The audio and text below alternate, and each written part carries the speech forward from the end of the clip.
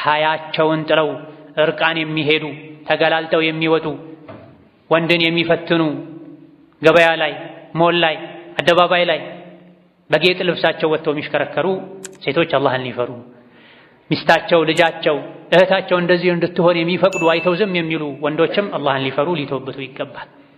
ቤት ውስጥ መንገድ ላይ አደባባይ ላይ መደረጉ አልበቃ ብሎ መልካም ገጽታን ውበትን የሚፈትን አካልን በካሜራ እየቀረጹ ሚዲያ ላይ መልቀቅ ትውልድን ማበላሸት ለስሙ የሙስሊም ስም ተሸክሞ ለስሙ የእስላም መገለጫ ሊባል የሚችል ብጣሽ ጨርቅ ላይ ጣል አድርጎ ቁርአን ሐዲስ የሚከለክለውን በአላህ የሚያምን ሰው ማያደርገውን ድርጊት መፈጸም አላህን ያስቆጣል፣ ነገ ያስቆጫል፣ ባልተፈጠርኩ ያስብላል።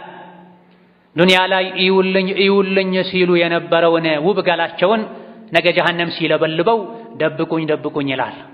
ነገር ግን መደበቅ አይቻል። እዚህ ዱንያ ላይ አብዝቶ በወንጀል ቀና ያለ ጀሃነም ላይ ይሰባበራል፣ መሄጃ ያጣል። ፈላ ተሕሰበነ አላህ ጋፊለን ዐማ ያዕመሉ ዛሊሙን ግፈኞች፣ በዳዮች፣ አመፀኞች የሚሰሩትን አላህ ሳያውቅ የቀረ እንዳይመስልህ ለከባዱ ቀን አቆይቷቸው ነው ይላል። አላህ ተባረከ ወተዓላ መልእክተኛውን የገባላቸውን ቃል ሳይሞላ የሚቀር እንዳይመስልህ። እምቢ ባዮችን ይቀጣል። እስከ መቼ ነው ይሄ የሚቆየው?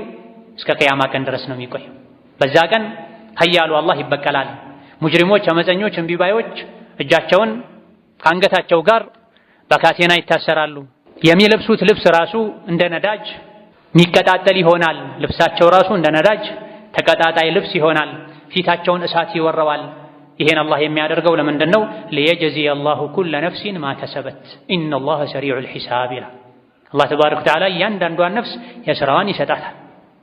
ለእያንዳንዷ ነፍስ የሥራዋን እንዲሰጣት ነው ከነዳጅ የተሠራ ልብስ አላህ ያዘጋጀው።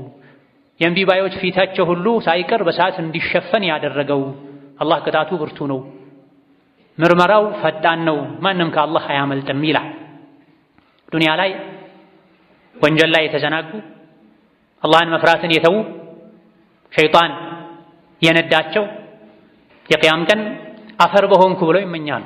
የውመኢዝን የወዱ አለዚነ ከፈሩ ወዐሰው ረሱለ ለው ቱሰዋ ቢሂሙል አርዱ ወላ የክቱሙነ አላህ ሐዲሳ። እነዚያ ዱንያ ላይ አላህን ያመፁ መልእክተኛውን ያመፁ የቅያም ቀን አፈር በሆንኩ ከምድር እኩል በሆንኩ ባልተፈጠርኩ ብለው ይመኛሉ።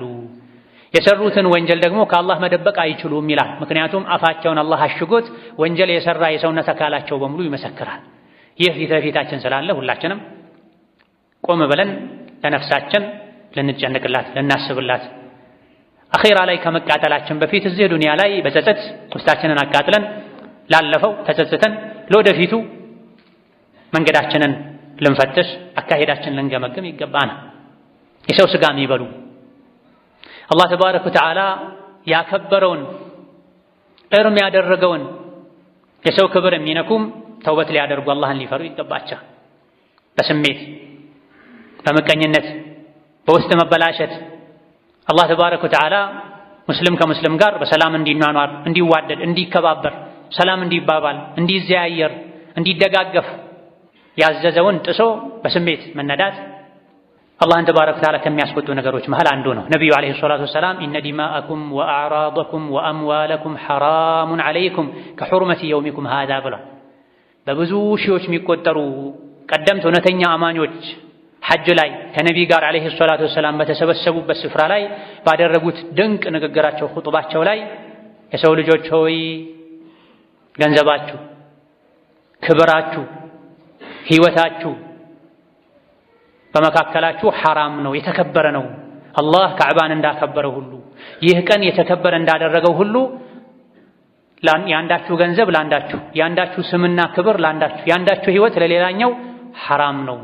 ካዕባ እንደተከበረው ሁሉ የሙስሊም ስሙ፣ ክብሩ፣ ሕይወቱ፣ ንብረቱ መከበር አለበት ብላ ይሄን ማክበር ትተው ሸሪዓን ጥሰው እንደፈለጉ የሚኖሩ አላህን ሊፈሩ ተውበት ሊያደርጉ ይገባል። ያ አዩሃ አለዚነ አመኑ ኢጅተኒቡ ከሲረን ሚነ ظን ኢነ በዕደ ظን ኢስሙን ወላ ተጀሰሱ ወላ የግተብ በዕዱኩም በዕዳ አዩሒቡ አሐዱኩም አን ያእኩለ ለሕመ አኺህ መይተን ፈከሪህቱሙህ ወተቁላህ ኢነላህ ተዋቡን ረሒም ይላል የጌታችን አላህ ቃል።